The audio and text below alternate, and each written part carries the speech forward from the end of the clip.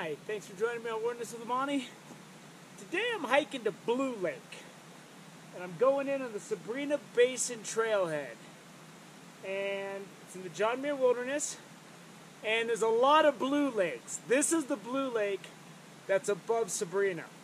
I think it's about 3 miles in. I'm going to power up there, try to get some fishing done, see if I can get something into the net, and we'll just take a look at the hike. I came here one time many years ago with my friend Jerry, and we went up there and caught a bunch of brook trout, and it was really cold. It was like October, late October or something. It was like 10 degrees at night. But today it's still August, so it's not that cold. I got my extra emergency clothes on me in case I got to spend the night unexpectedly. And other than that, I'm just going to get up and I'm going to start powering. There we are, the Sabrina Basin Trailhead. You are here, you is me, and we're just going up to Blue Lake. And the trail crosses the outlet stream, which is good, because that's something I'm probably going to be interested in. So before we go any further, and I always have to address this, I know I've been told locals call Lake Sabrina and the Sabrina Basin, they pronounce it Sabrina. I'm not comfortable saying Sabrina. My whole life, that spelling has been Sabrina. So I just say Sabrina. I'm gonna chalk it off to a tomato thing. I know there's a teenage witch show that's called Sabrina. There's a girl I took a couple dates on way back in the day. She pronounced it Sabrina. I'm going with Sabrina. So until I see some phonetic spelling and some historical information, I'm going with Sabrina. Right now, there's people slapping their head against their forehead going, "It's Sabrina!" I can't do it. I just can't do it. There we go. We're going up there. Because I know there's no lake right down there, there's gonna be a lot of uphill. And if you come up here in the fall, late September into October, that whole back of the mountain area is just bright orange and red as all the aspens change color, and it's really remarkable. I have a clip where I show some of it on my variety playlist. Those of you viewers that watched my Sierra Slam clip I did a couple weeks ago know that I forgot my rain gear on that trip, and I had to hike out a mile or so in pouring rain, just soaking wet. Hardcore case of the Sags. But today I got my rain gear, and it's been raining a lot up here. I was up at Horseshoe Meadow yesterday fishing for Wilderness with Monty Patreon, and there was like flash flood sediment across the roads all around Horseshoe Meadow, where the roads were almost dirt roads, and they had earth movers and dump trucks, and they're trying to get all that sediment out of there. So apparently there's been a lot of rain up here, so hopefully I don't get any of it today. I'm prepared for rain. I got nothing for lightning, so please no lightning. If you're looking for solitude at Sabrina to fish, if you hike this trail, there's a pretty easy shot down to the water right here. And I'm halfway to the back of the lake. So throw that into your mental Rolodex. People that are younger than 30 probably have no idea what a Rolodex even is. People that are younger than 40 probably don't know what a Rolodex is. But it's a place you store information. And once again, we are entering the John Muir Wilderness. More evidence that it's just been raining a ton up in the mountains is when I was driving in, I was driving along the 395 and I was looking at the West Walker River and it was brown. I mean, it was brown to the point where I was expecting to see Augustus Gloop from Willy Wonka crouch down trying to get a drink out of that chocolate river. And that water is powering in the inlet. Look at that waterfall over there. And I'm sure that's a result of a lot of the rain. And it's cascading down. There's a fall there, a fall there. I almost want to go fish the inlet, but I'm going to do that in the fall. These are cool looking steps, but if you got a full pack on, man, this is some high stepping. There's another view of the waterfalls coming in. I mean, that is some healthy flow right there for August. That is amazing. This is some powering. I just got it in low gear now, and I'm just powering. And I had my week off last week. You know, I fished the West Carson for Patreon, and then if you saw my summertime Tahoe clip, I was just frolicking by the lake. Well, there ain't no time for frolicking today, because today we're hiking and we're going straight up, baby. The one thing nice about this trail so far, and I'm just getting to the back of Sabrina, is it's relatively flat and sandy, and you're not burning a lot of energy stepping over big rocks. Now those high stepping stairs, those were an exception so far. And I'm sure this is gonna get ugly later, but coming out, this is gonna be a nice glide down. And I can appreciate that, because there's probably only a couple more miles to go. Here's the trail to George Lake, and we'll save that for another day. Today we're going to Blue Lake. Cool little stream that pours into Sabrina. Little waterfall. Filter water now if you need it. Just met a cool guy hiking with his little dog, and we're cruising up. He's going a lot farther than I am. This is cool. Nice little fall. I'm sure a lot of this stuff is dry usually in August, because we're getting around the 10th, or it's like the 8th, and for as little as rain as we got, you'd think a lot of this stuff would be trickling, but it feels like spring. But as much screaming about the drought as you've heard, there was a decent amount of snowpack this year. Enough to stop me from getting into the mountains without having a hassle with losing the trail and all of that until like the first week of July. I didn't even bother with it, because just based on what I was seeing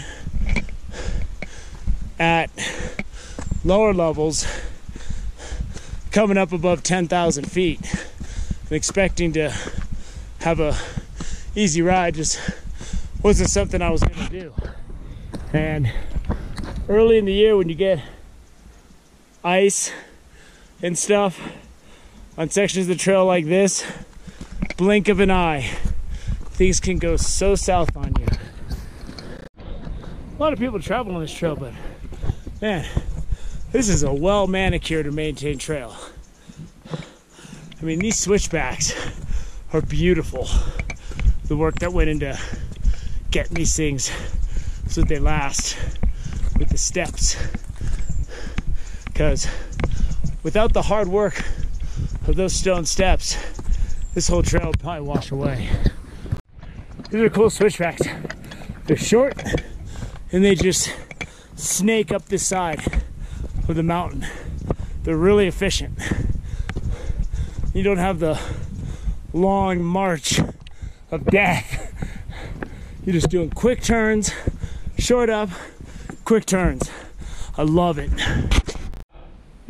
As you can see, some altitude is being gained. Look at those killer mountains right through that. You can't see that until you get up here.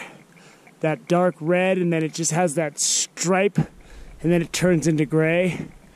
That was some serious mineral separation when that lava was cooling, boy. That is an awesome sight.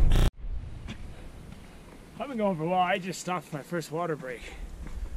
What I do before I hike is however many hours before I start hiking, I just power water and make sure my body is fully hydrated before I take my first step on the trail. And that allows me to, with the lighter pack, go harder, and I can sweat out a lot. And I've already got a lot of water in me ready to go. Especially when you're hiking above 10,000 feet, 9,000 feet. It's always a good idea to start with a good base of water in you. You never want to just start off caffeine and dehydration, because once the altitude sickness gets you, you'll have a splitting headache and there'll be no coming back. There's a cool high view of Sabrina, and then in the distance you can see the flat high desert way down below. And the great thing is, when you're backpacking, you're hiking through the mountains kind of incrementally reveal themselves as you get high and you go to different vantage points. It's kind of like when you're a kid and you're slowly unwrapping a package and you get excited as you go, and you hope it's something good, like a new fishing pole or some lures or a BB gun. You don't want to unwrap that package and find out it's like underwear or something your parents got to buy you anyway. So I don't think we're going to underwear today. Here's a pretty cool section of trail. I mean, obviously this is manipulated by humans, but it still looks kind of cool and natural, the way they carve in those stones and set them. Now I'm just kind of cruising. Once you get up those hardcore short switchbacks, you're gonna get a little bit of a break. And if you got a full pack on, if you're going far, every step of this break is appreciated, I'm sure. How cool is that? That is a really cool looking section of trail, man. The tight steps, the green. What a scene. What a sight. More killer views of this trail. Is really pretty, man.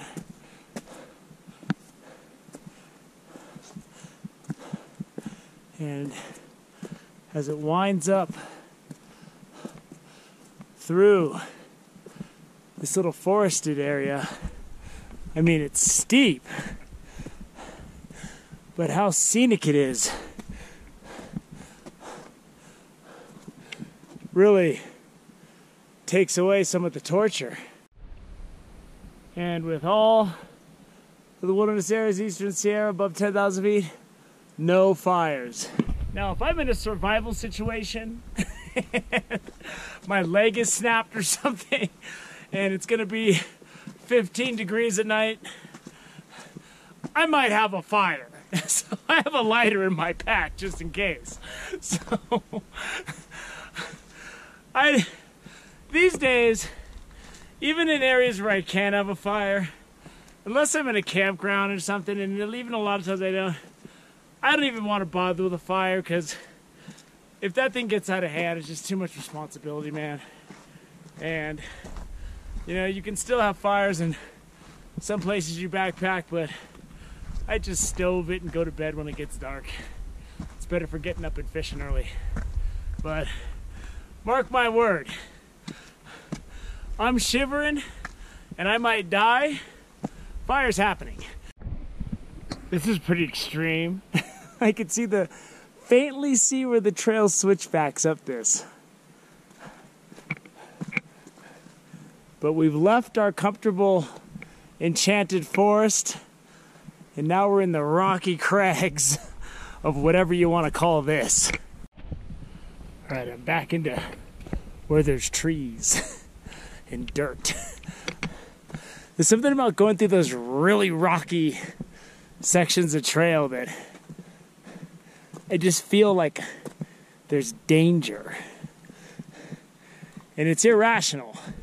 You can get hurt here just as easy as anywhere else. It's just the way it looks. I don't like the way it looks. Here's water, so I'm guessing I'm close. And that looks like an area where a lake would be. And judging by the map, it's a good sized lake. Cool, we got an outlet creek.